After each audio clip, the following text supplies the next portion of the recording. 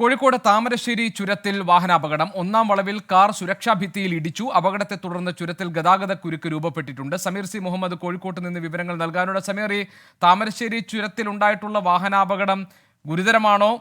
അവിടെയുള്ള ഗതാഗത കുരുക്ക് നീണ്ടു നിൽക്കുമോ? എന്താണ് വിവരങ്ങൾ?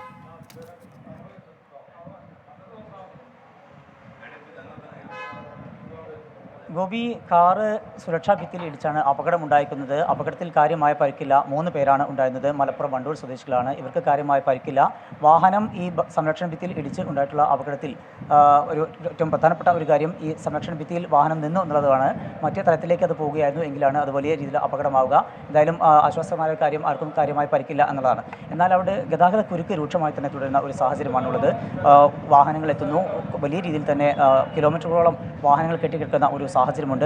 നേരത്തെ അവിടെ വളണ്ടിയേഴ്സിൻ്റെ സാന്നിധ്യമുണ്ടായിരുന്നു ഈ വാഹനങ്ങൾ ഗതാഗത കുരുക്കൊക്കെ ഒഴിവാക്കുന്നതിനൊക്കെ വേണ്ടിക്കൊണ്ട്. പക്ഷേ ജില്ലാ കളക്ടറുടെ ഒരു ഉത്തരവ് വന്നതിൻ്റെ പശ്ചാത്തലത്തിൽ അവിടെ ഇപ്പോൾ വളണ്ടിയർമാരുടെ സന്നദ്ധ പ്രവർത്തകരുടെ ഒന്നും തന്നെ സാന്നിധ്യമില്ല.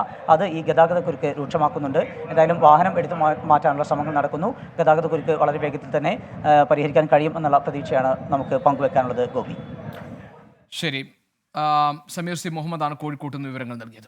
ലോകത്തെവിടെയായാലും ഏത് സമയത്തും 24 വാർത്തകളും ഓഗ്മെന്റഡ് റിയാലിറ്റി പാക്കേജുകളും എക്സ്പ്ലെയിനറുകളും വിശദമായി കാണാൻ ഞങ്ങളുടെ യൂട്യൂബ് ചാനൽ നിങ്ങൾക്ക് സബ്സ്ക്രൈബ് ചെയ്യാം.